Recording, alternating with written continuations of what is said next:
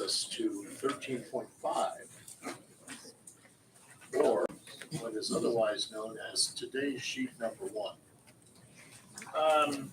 So on researching the issue of design stands, researching design standards that have been requested in the PR district, I found initially that there were no design standards for residential zones anywhere in the city. When we developed the mixed-use neighborhood zone, we did in fact implement design standards, but as I read them, they appear to be for businesses. So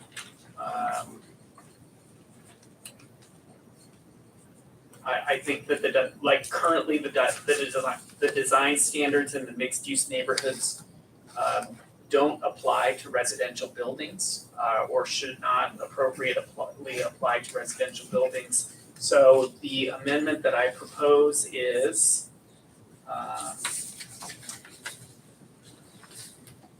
on page 21, section 150.28, mixed-use neighborhoods. I would like to amend section D to state all non-residential structures in the mixed-use neighborhood zone. And to make the table on page 22 reflect that change, I would like to make the note at the bottom to say table 7, design standards for non-residential buildings in the mixed-use neighborhood zone. And so exempt residential housing from the design standards. I'll second it. Discussion? Mr. President, Ms. Phipps? I won't support this amendment, but I would support an exemption for just 1 and 2 unit dwellings. One of the main goals for this new zone are mixed use opportunities, right? So we'll necessarily include both residential and commercial opportunities. So I would want to make sure that those are reflected into the design standards. I also would want to make sure that any 3+ unit dwelling, multi-unit apartment building, right, is also swept in, right? We're making sure that these are pockets of existing commercial all over our city, right? And we want to make sure that we're absorbing them back into these neighborhood settings and adding value. So I think we use design standards on a limited basis in our code, but I want to make sure that they address some of the bigger new developments in these areas. If you have other language that you would suggest as a friendly amendment. Yeah, so I would just, instead of all non-residential structures, give me a second, I would just exempt 1 and 2 unit dwellings instead of all non-residential structures. Does that make sense? From your, Yes.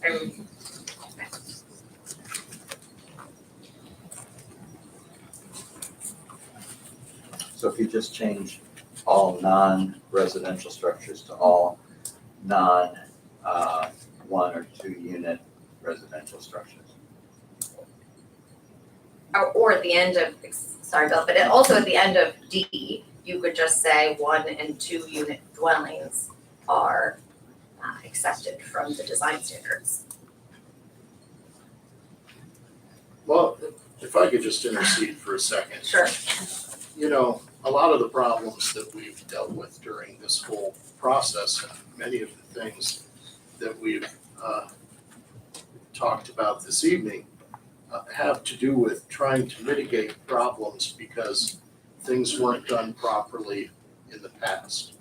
And with this area of the city, I see us as having an opportunity to get in on the ground floor in setting standards and expectations for the quality of the development in these areas. And I really don't see a problem with having standards in this area that we expect everyone to uphold. That's, Yeah, but so I would just like to point out what that would look like on a 1 unit house. The entirety of street-facing building elevation must be articulated using one or more of the following techniques. The building facade varies in color, material, or pattern at least every 40 linear feet along the street. I mean, you're gonna have a patchwork house. Well, you could have brick, you could have wood, you could have, you know. It happens Yeah, but are all we the gonna time. are we gonna mandate that for somebody building a home in there? I'm just giving you my opinion and letting you know I'm gonna vote no. Whether it's amended or not.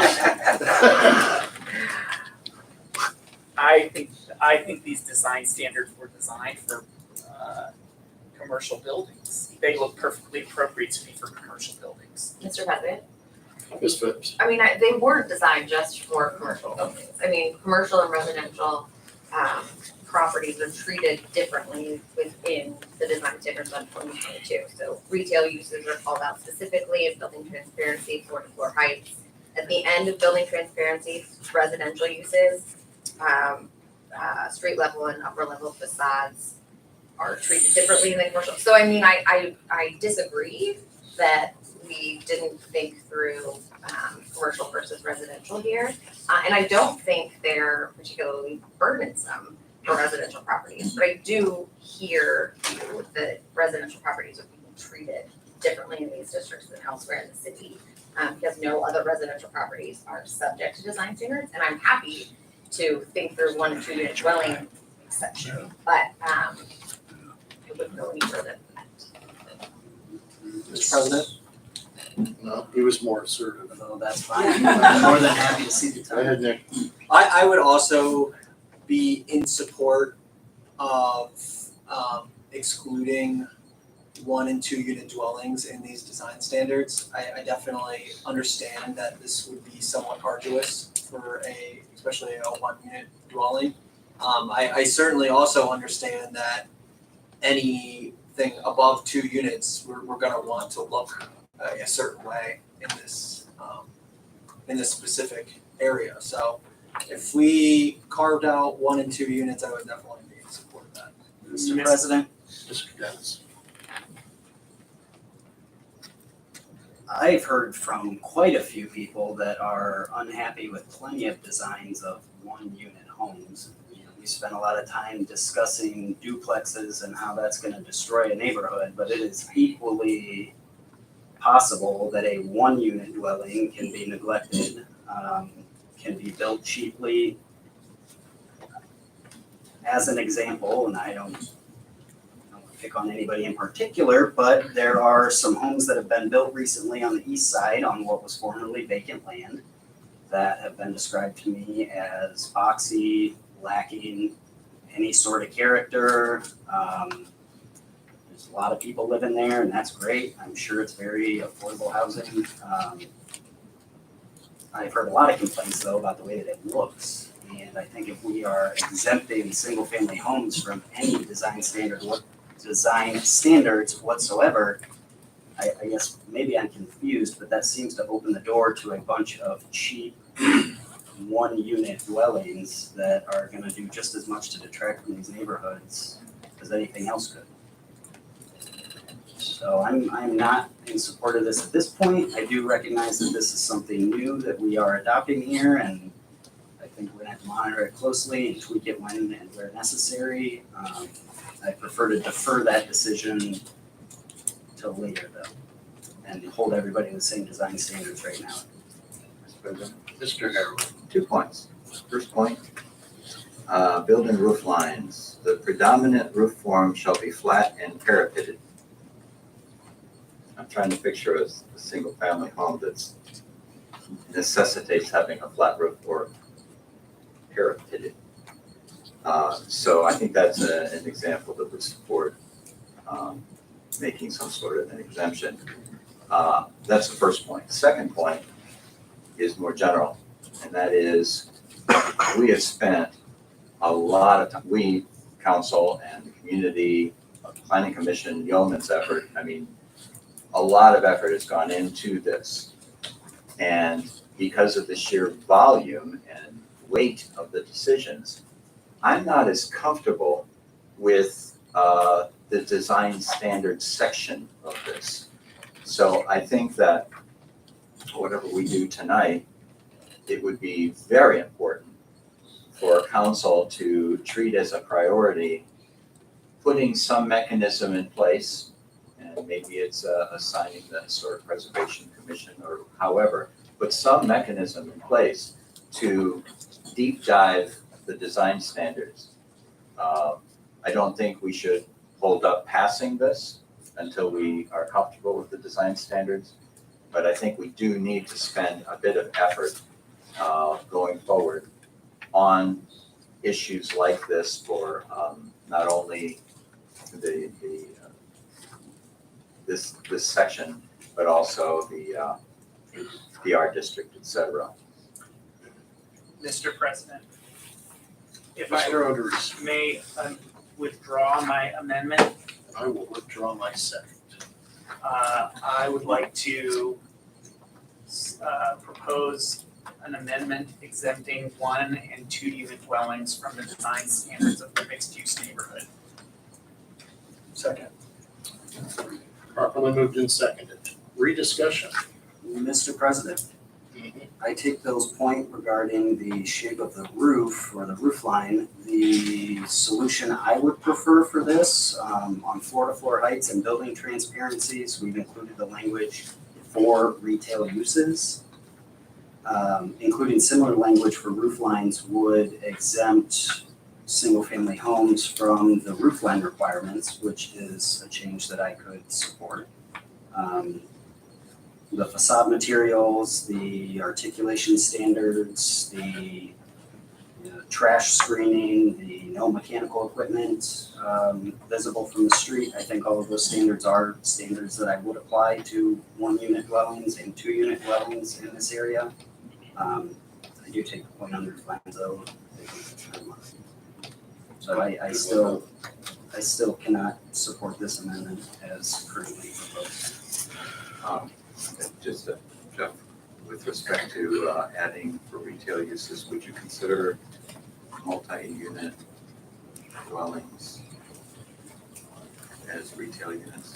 Another good point. I would not, however, I would add that to standards on roof lines, and I would say for retail uses and multi-unit dwellings, comma, the predominant roof form shall be By multi-units.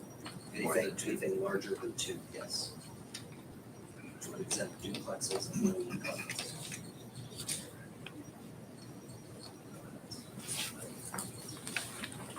Okay. Any other discussion on the current amendment, which is to exempt 1 and 2 unit dwellings from these designs? Mr. President, my vote on this, and since this is 13.5, that the design standard questions that we will be getting to is going to be predicated on a working assumption that I have, and that is that the wisdom of council, we will figure out a way to study more deeply the design standards. Passing something tonight, but taking a look at possible refinements. Anybody else? I call the question. Okay, so. Find the paper and the wrong words. Sorry. Okay. All right, so this is formally number 1, now 13.5. Joey? Robinette? No. Urbando? Yes. Dennis? No. Carroll? Yes. Hollenbaugh? No. Odericio? Yes. Phipps? Yes. Okay, what was that? That was around 4-3. 4-3, yes? Okay. All right, so then that passes. And 1 and 2 unit dwellings are exempt. All right, which moves us back to 14.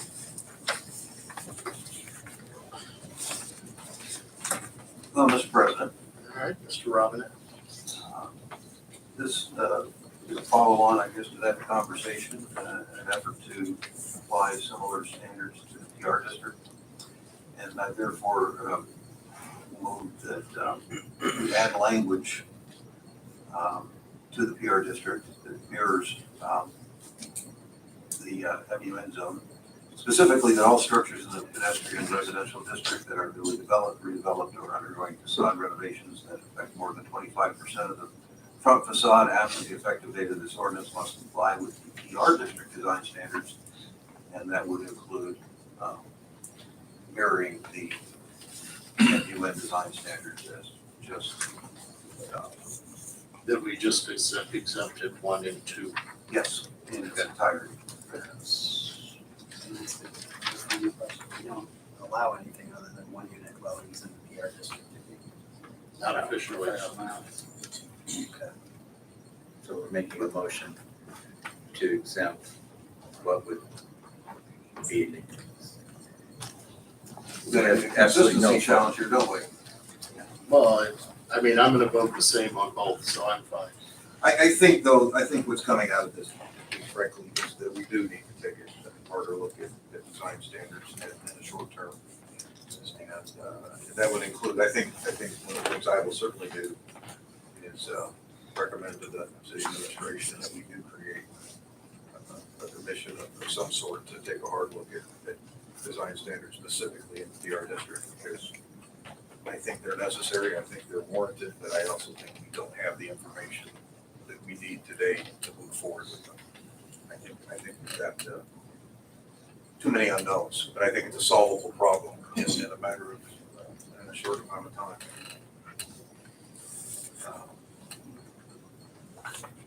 So, with that, Any other discussion? Well, Mr. President, I certainly support, either the Historic Preservation Society or another group looking at design standards. I find it somewhat interesting that, we had a discussion to make almost the majority of this district a historic district, like a few years back. And, there was people who spoke up today about the PR district who did not want design standards and did not want that area to become a historical district. And it were quoted in the BG Independent as saying so, and I find it interesting that now they have changed their tune. Mr. President, Mr. Dennis. the only thing I would add is that at that time, notwithstanding that opposition, we did pass what I believe is a pretty good historical and architectural preservation code, which is in place, which I think provides a lot of great tools for neighbors to establish historic districts and have maybe a little bit of influence over, for example, the building materials their neighbors are using, the landscaping on their homes. It was pretty broadly worded, and that did pass with quite a bit of support from the administration, from city council, from various neighborhood groups and residents. So we do have tools in place to, I think, accomplish this goal. Perhaps we should reevaluate that and see if more uniform standards are necessary. I would support that. I don't know that it's something that I can vote on today. Mr. President, Mr. Robinette. in view of this brief conversation, I think I'll withdraw my motion, but I will also ask you, Mr. President, to please consider assigning this issue to a standing committee in the near future so that we can move forward with it yet this year. Who seconded that? I don't think we have to actually. Oh, okay. Take back everything. All right, I didn't say anything. Okay. All right, so 14. Is there anything subsequent under 14 that? Did you want to address B? I don't. Again, one of the issues here again about the design review committee, again, I think I've already suggested that the request of the president consider assigning a task to one of our committees to figure out a way forward. And I would just add to that, to the request that there be a path forward a relative map wouldn't necessarily include just simply a subcommittee of this council, but we have a whole lot of people that would eagerly volunteer to assist, and a number of different actors involved. I'm thinking of it being kind of a super committee of community individuals that would do a lot of the heavy lifting and would be eager to do so and would do so very well. So that it's not left simply to council, but we take advantage of the talents of our community. Okay, any other comments?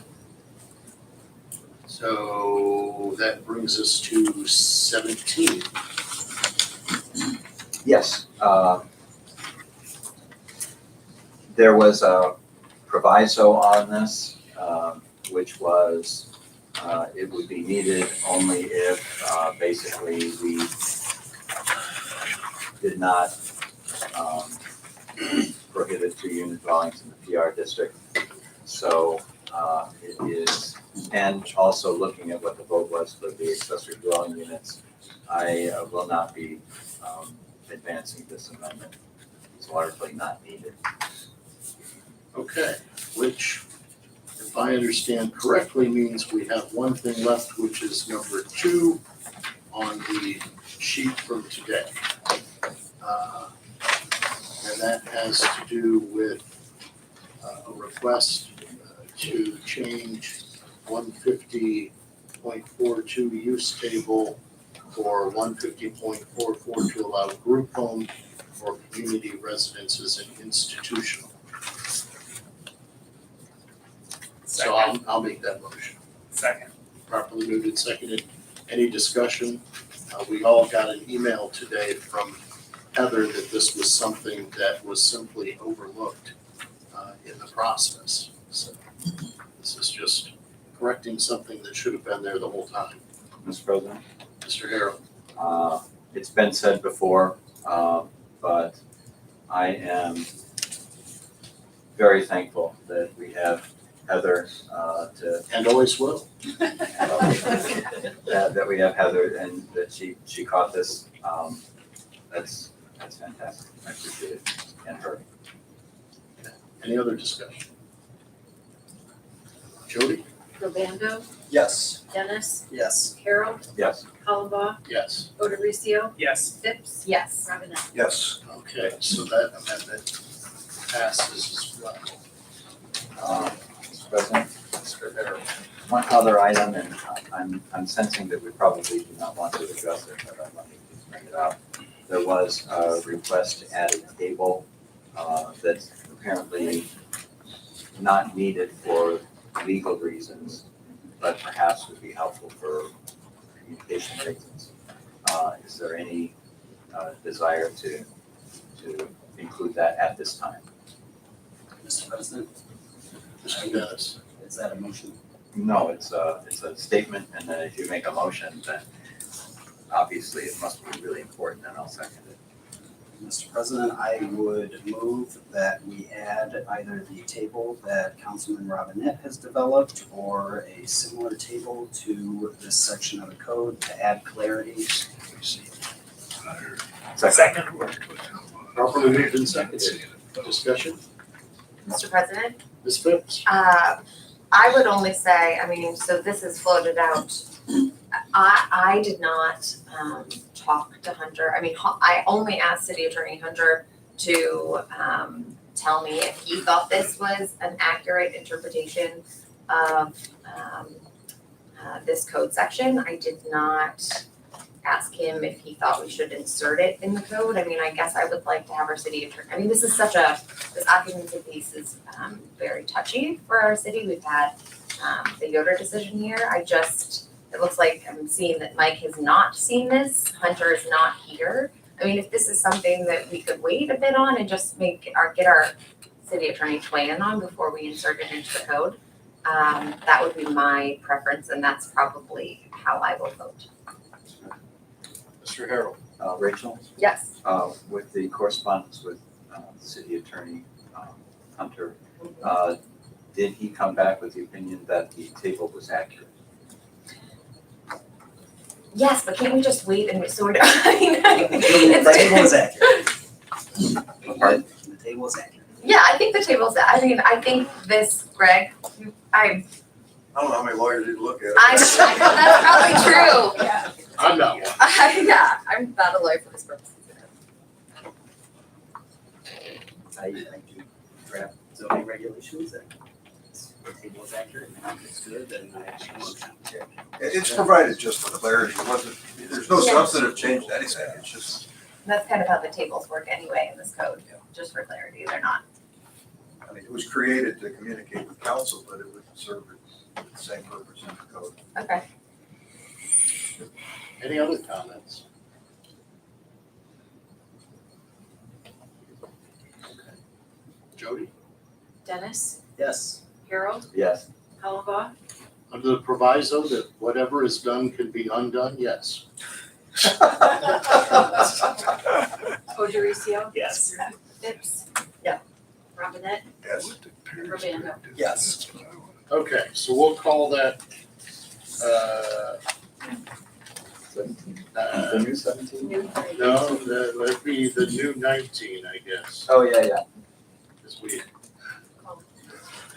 All right, does anyone have any other exciting things that they would like to add, subtract, or multiply on the zoning code? Mr. President? I have an aversion to prime numbers. I'm trying to figure out if we could move it from 19 items to 20, but I'm putting this blank.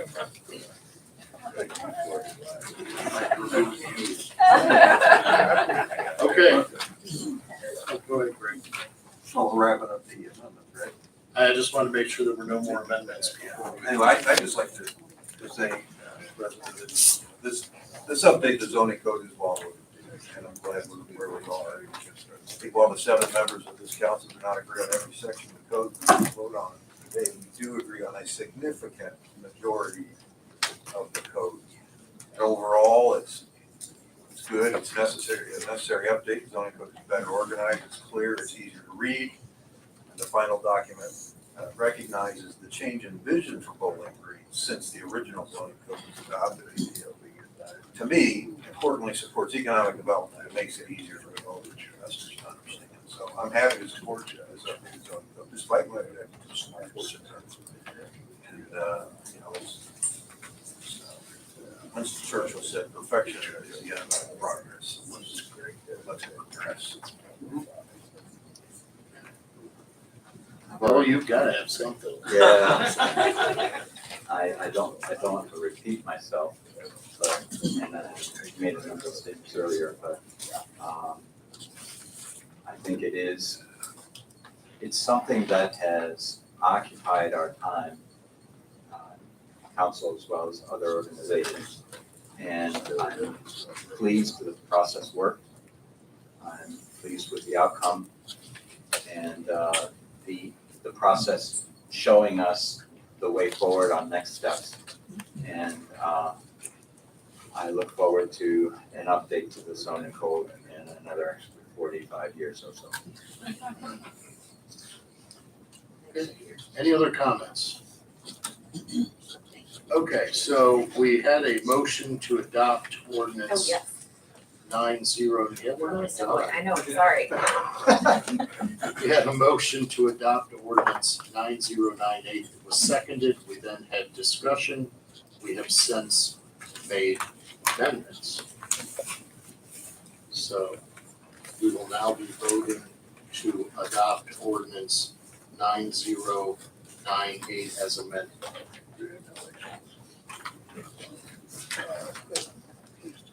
Harold, Yes. Hollenbaugh, Yes. Odericio, Yes. Phipps. Yes. Robinette, Yes. Urbano, Yes. Dennis. Yes. Okay, so ordinance 9098 is adopted as amended. Ordinance number 9099 comes off the table automatically. Mr. President, Ms. Phipps, I move to adopt ordinance 9099. Second. properly moved and seconded. Any discussion? Mr. President, again, to remind the lobby, This ordinance and the next two were held up because it makes more sense to enact them after we adopted the zoning code. So, we won't be having 45-minute discussions on each of Promise. these. I will do my best. Okay. Any other discussion? Jody? Hollenbaugh, Yes. Odericio, Yes. Phipps, Yes. Robinette, Yes. Urbando, Yes. Ennis, Yes. Harold. Yes. Okay, ordinance 9099 is adopted. Ordinance number 9100 comes off the table automatically. Mr. President, Ms. Phipps, I move to adopt ordinance 9100. Second. properly moved and seconded. Is there any discussion? Hearing none, thankfully. Jody? Odericio, Yes. Phipps, Yes. Robinette, Yes. Urbando, Yes. Dennis, Yes. Harold, Yes. Hollenbaugh. Oh, yes. Ordinance 9100 is adopted. Ordinance number 9101 comes off the table automatically. Mr. President, Ms. Phipps, I move to adopt ordinance 9101. Second. properly moved and seconded. Is there any discussion on ordinance 9101? Jody? Phipps, Yes. Robinette, Yes. Urbando, Yes. Dennis, Yes. Harold, Yes. Hollenbaugh, Yes. Odericio. Yes. Okay, ordinance 9101 is adopted. Is there any other business to come before council this evening? Mr. President, Mr. Harrell? would you like to remind people of our council schedule? I would love to, that's why I got it written right here. Okay. Now, can I say it correctly is the problem. All right, bear with me.